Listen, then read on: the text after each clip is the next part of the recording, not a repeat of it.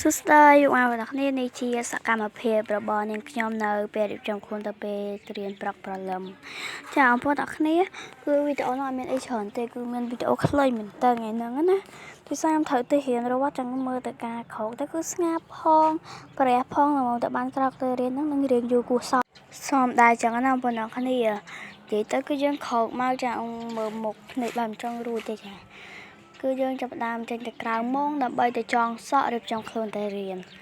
ហើយឥឡូវនេះមើលមុខខ្ញុំសិនខ្ញុំនឹងជប់ឲ្យបងប្អូនមើលសក់បែបនេះ1 2 3ចាឃើញទេគឺចងសក់ហើយគឺស្អាតស្រឡះមុខស្រឡះហើយមេឃក៏ចាប់ផ្ដើមរៀងភ្លឺដែរជប់កៅអៅកីឡាមួយមកព្រោះហ្នឹងឯកសន្តានជប់អៅសមទៀត1 2 3ចាបងប្អូនគ្នាថ្ងៃហ្នឹងខ្ញុំហ៊ានជប់តិចដោយសារកុំឲ្យវីដេអូនឹងវែងពេកហើយនេះក៏មើលសក់តែខ្ញុំបានចោះខ្លួនឯងណាពាក់កាត់មួយទៀតចាឃើញអត់និយាយទៅគឺថ្ងៃហ្នឹងរៀនជប់តិចហើយព្រោះដោយសារតែកុំឲ្យវីដេអូនោះវាវែងឥឡូវនេះចាប់ដើមជប់ប៉ុណ្ណឹងតែខ្ញុំអត់ហ៊ានតន់ជប់ហ្មងកាន់កាមេរ៉ាឲ្យស្រួលសិនដើម្បីជប់1 2 3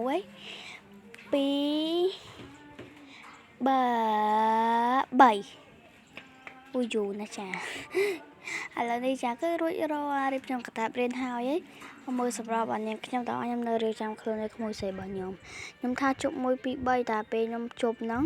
រៀបចំសក់ឲ្យគាត់គឺគាត់យំទៅបាយបាយ